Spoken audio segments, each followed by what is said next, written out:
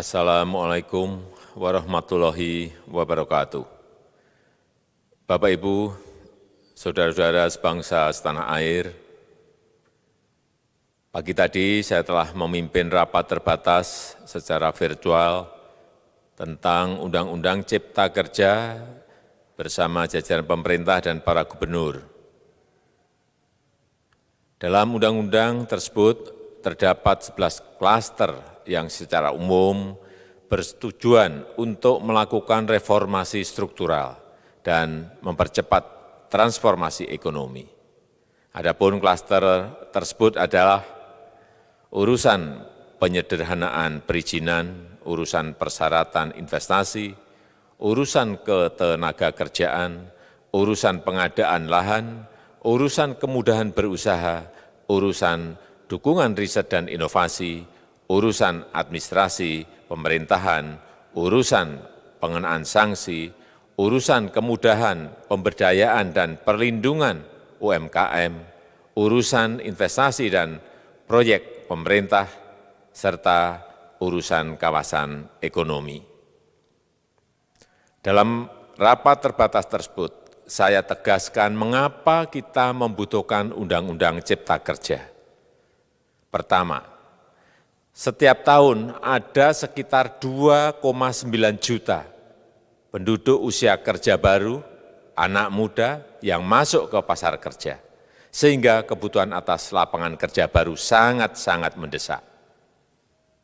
Apalagi di tengah pandemi, terdapat kurang lebih 6,9 juta pengangguran dan 3,5 juta pekerja terdampak pandemi COVID-19. Dan sebanyak 87% dari total penduduk bekerja memiliki tingkat pendidikan setingkat SMA ke bawah, di mana 39% berpendidikan sekolah dasar, sehingga perlu mendorong penciptaan lapangan kerja baru, khususnya di sektor padat karya. Jadi, Undang-Undang Cipta Kerja bertujuan untuk menyediakan lapangan kerja sebanyak-banyaknya bagi para pencari kerja serta para pengangguran. Kedua, dengan Undang-Undang Cipta Kerja akan memudahkan masyarakat, khususnya usaha mikro kecil, untuk membuka usaha baru. Regulasi yang tumpang tindih dan prosedur yang rumit dipangkas. Perizinan usaha untuk usaha mikro kecil UMK tidak diperlukan lagi, hanya pendaftaran saja. Sangat simpel. Pembentukan PT atau perseroan terbatas juga dipermudah. Tidak ada lagi pembatasan modal minimum. Pembentukan koperasi juga dipermudah. Jumlahnya hanya 9 orang saja. Koperasi sudah bisa dibentuk. Kita harapkan akan semakin banyak koperasi-koperasi di tanah air. UMK, usaha mikro kecil yang bergerak di sektor makanan dan minuman, sertifikasi halalnya dibiayai pemerintah, artinya gratis. Izin kapal nelayan penangkap ikan misalnya, hanya ke unit kerja Kementerian KKP saja. Kalau sebelumnya harus mengajukan ke Kementerian KKP, Kementerian Perhubungan, dan instansi-instansi yang lain. Sekarang ini cukup dari unit di Kementerian KKP saja.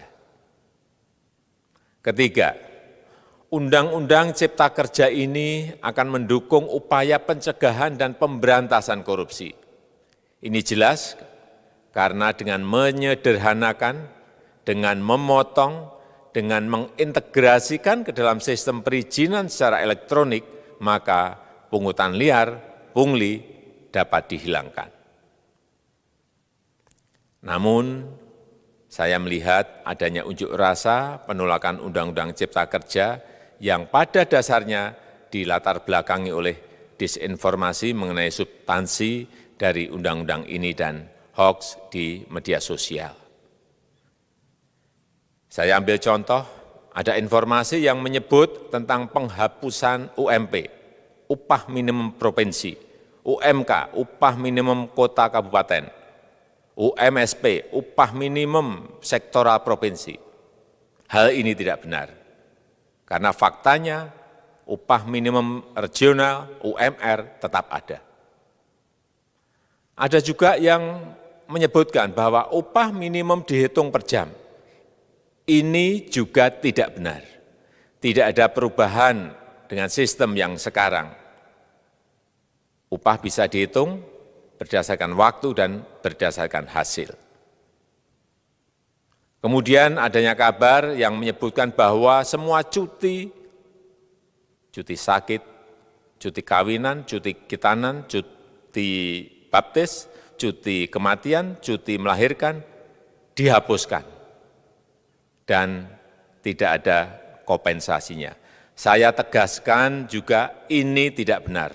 Hak cuti tetap ada dan dijamin. Kemudian apakah perusahaan bisa mem-PHK kapanpun secara sepihak? Ini juga tidak benar. Yang benar, perusahaan tidak bisa mem-PHK secara sepihak. Kemudian juga pertanyaan mengenai benarkah jaminan sosial dan kesejahteraan lainnya hilang. Yang benar, jaminan sosial tetap ada. Yang juga sering diberitakan tidak benar adalah mengenai dihapusnya AMDAL, analisis mengenai dampak lingkungan. Itu juga tidak benar. AMDAL tetap ada. Bagi industri besar harus studi AMDAL yang ketat. Tetapi bagi UMKM lebih ditekankan pada pendampingan dan pengawasan. Ada juga berita mengenai Undang-Undang Cipta Kerja ini mendorong komersialisasi pendidikan. Ini juga tidak benar. Karena yang diatur hanyalah pendidikan formal di kawasan ekonomi khusus, di KEK.